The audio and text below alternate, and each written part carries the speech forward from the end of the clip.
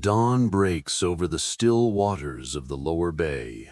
A thick morning fog clings to the marshy shores of Long Island. Through the haze, faint silhouettes begin to emerge. The masts of ships, hundreds of them, packed tightly together like a floating forest. British red ensigns flutter in the humid wind. The sound of creaking timbers, shouted orders, and splashing oars echo across the water.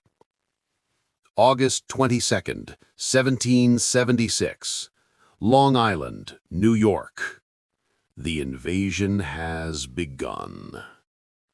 At the edge of the shore, a line of weary American sentries watches in disbelief. Their breath catches as they count, not dozens, not hundreds, but thousands of red-coated soldiers pouring onto the beaches at Gravesend Bay. They are the King's finest, veterans of European wars, drilled to perfection. Behind them, the disciplined Hessian mercenaries, hired German troops in gleaming brass and blue coats, move in formation. Their muskets glint under the pale morning sun. General William Howe, calm and deliberate, oversees the landing from a small boat, his spyglass fixed on the distant ridges. He commands 32,000 troops, the largest force Britain has ever sent overseas. It is an army meant not to fight a rebellion, but to crush one. On the American side, General George Washington, Commander-in-Chief of the Continental Army, receives the news in his New York headquarters. He knows this is no small raid. It is the beginning of a full-scale assault. Washington's army, barely 19,000 men, is spread thin across Manhattan, Long Island, and the surrounding defenses. Many are farmers and tradesmen, still learning to march in step. Their muskets misfire, their powder is damp, and their confidence fragile. But Washington knows the stakes. The Declaration of Independence has been signed just weeks earlier. This is no longer a protest. It's a war for survival. He crosses the East River that evening, inspecting his defenses on Brooklyn Heights. From there, he can see the British encampments growing by the hour, red tents spreading across the countryside like a stain. The night air hums with the distant sound of drums and bugles. Fires flicker across the British lines. Washington stands silently beside his officers, Generals Israel Putnam, Nathaniel Greene, and Lord Stirling, their faces lit by the glow of lanterns. "We must hold," he says quietly. "If New York falls, the cause may fall with it." But as he surveys the miles of open terrain, he senses what every commander dreads. His lines are too long, his men too few. The British are waiting, watching, preparing. In a few days' time, they will strike with overwhelming precision. And the American dream of independence, still fragile, still newborn, will hang by a thread. The sound of waves against the shore fades into the low rumble of thunder in the distance. A storm is coming. Night before the battle. Rain lashes across the American camp on the ridges south of Brooklyn Heights.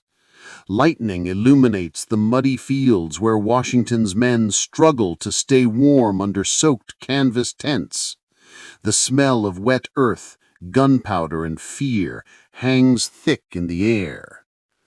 Among them, Colonel Samuel Miles' Pennsylvania riflemen guard the passes near Flatbush, while General Sullivan and Lord Stirling command key positions along the Gowanus Road and the heights of Guan.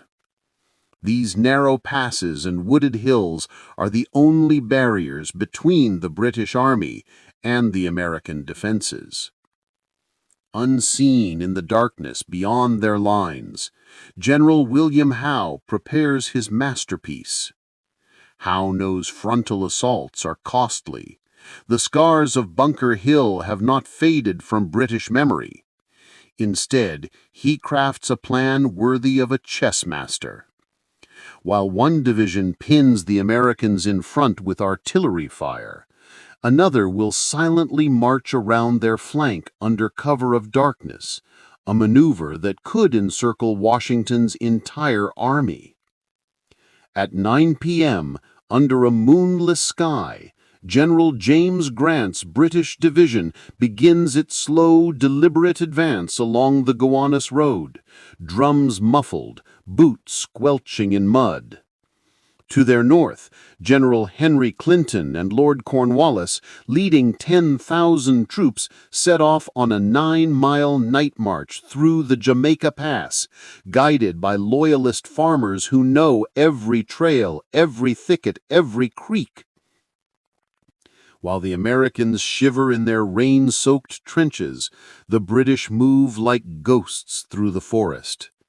By dawn, the trap is nearly closed. The morning mist clings to the hills as Major General Sullivan's pickets hear faint rustling in the distance, musket butts clinking, whispers in the trees, then a sharp crack of a musket, another, then a thunderous volley. Redcoats burst through the fog. The sky erupts in chaos. Cannonballs slam into the earth, tearing through trees and bodies alike. American lines shatter under the sudden onslaught. Men flee through the woods, muskets slipping from trembling hands. General Sullivan rallies what men he can, shouting over the roar, "Hold the line! Hold the line, you damn you!" But there's no holding it. The British are everywhere, to the front, to the flanks, closing from behind. Meanwhile, to the south, Lord Stirling faces General Grant's advancing columns head-on. With barely 1,600 men, Stirling holds his ground against 5,000 redcoats, fighting with fierce determination. Smoke fills the air as volleys flash in rhythmic bursts. The Americans fight from behind fences and trees, their ragged volleys defiant but desperate. For 4 long hours, Stirling's men hold their position, unaware that the main British army has already swept around their rear. When the realization comes, it's too late.